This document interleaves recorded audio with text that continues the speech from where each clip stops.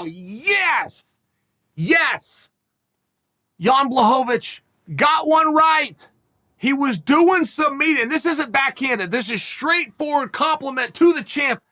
He's doing some media. The media member asked him about Jon Jones. Jon responded, "You just reminded me about Jon Jones." Not you remind me of Jon Jones. You reminded me about, meaning I didn't really think about Jon Jones until you brought him up. It was very candid, but it was also the right answer. Whether it was candid or whether it was canned, doesn't make a bit of difference. That was the answer. Now, when Blachowicz says this, even if there's some tongue-in-cheek, that's still the answer.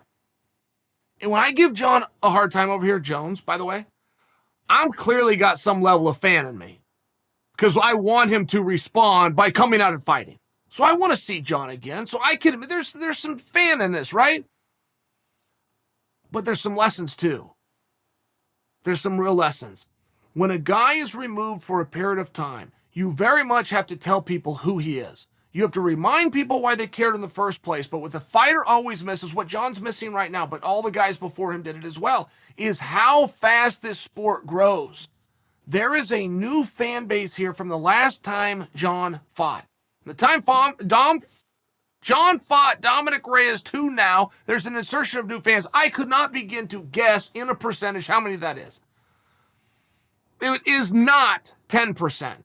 But even if it's 2.5%, you're talking about mass quantities of fans who simply don't know who that human is. They just simply don't know. You guys follow track and field, by the way? You know all about track and field? You enjoyed it in the Olympics a month ago. Do you know who Carl Lewis is? And I realize a lot of hands went up, but Carl Lewis is simply the greatest track athlete to ever grace this earth, and a lot of hands didn't just go up. You just don't know who he is. It was too long ago. I'm going back a couple of decades. Very different comparison in terms of the percentage and of the number that wouldn't know. Some of them for Carl Lewis weren't even born. You understand that. You understand why somebody wouldn't know. But Jon is, to a degree, and again, it could be as low as 2.5% to 3%, but there's still openly people that just don't know who he is, just don't want to see him.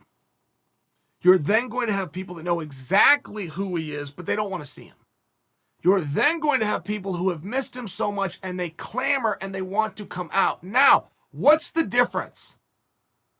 If Jon comes back and this thing knocks it out of the park upon his return, regardless of who the opponent is, if it does great, and Jon subscribes and draws from one of the three pawns that I just laid out for you, I don't know who you are.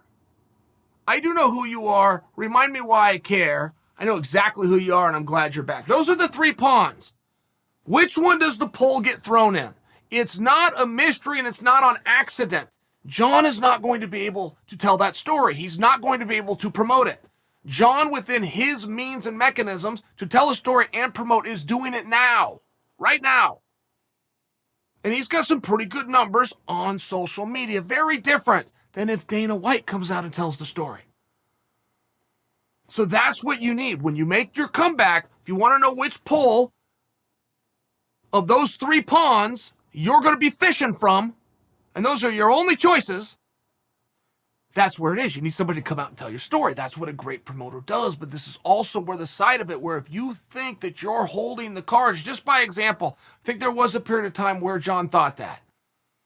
And I think maybe even Jon had reason to believe that if the fight we're trying to make involves him. And that was whereas Jon and Francis. But now Francis has other business, right? Francis just simply has other business. Sign, committed, fight. So that's not the direction you're going in. That was the piece of leverage that you were holding to. It's one of these spots of, look, when you come back, and you're for sure coming back. And I take Jon at his word. Jon has said it, but Jon say, well, yeah, I'm coming back. It's what I do. He wants to get some things worked out. He wants to get some things changed. He's been very candid, man. I can be annoyed by Jon. I can't say, at least in this regard, that Jon's done anything underhanded. He's told everybody that will listen. He's told the same story from the beginning. Fine. But when that return comes, if a fighter makes believe that he is doing it, or the simple announcement that he's coming back, that's enough, that we will take it from here, stand back and we'll take it from here, that's a degree In all fairness, a fight announcement, what the media will do with it, particularly in today's world, with your Facebooks and your Instagrams and your YouTubes and Twitters and whatnot. TikTok, by the way. New one for me, TikTok, right? You guys know I just found out about TikTok. I'm sharing with you. The world is different, and that is a degree, and you can get a message out there to a degree. But you still need the promoter to make the decision. The placement on the card. The jurisdiction this is going to happen. To come out and tell the story, to light a fire behind it. To when he has his meeting with his executives, including that of the marketing department, to loosen up the purse strings a little bit. Get the billboards out. Get the shows flowing. You need help like that. Some of that is good, straight business. Other parts of that, you got to lean on some favors. You got to convince them. You got to tell your story. Some marketing, I'll just use it by example. When I had some fights I wanted marketed, I wanted a little bit bigger push, but I had to convince some people. I had to convince, Dana, here's the story. Here's why this is going to work. Here's why this matters to me. Get behind him. It's one of those things. There's only 3 pawns. Your pole's going in one of them. You don't decide. That's when you get that cold, hard reality that this is a partnership. That's where the politics come in. That's where the game is being played. There's nothing wrong with that. There is an error, and there is something wrong with being in a sport this long, not observing it, hiring people to guide you, and none of them knew what I just said to be true until I spell it out for them.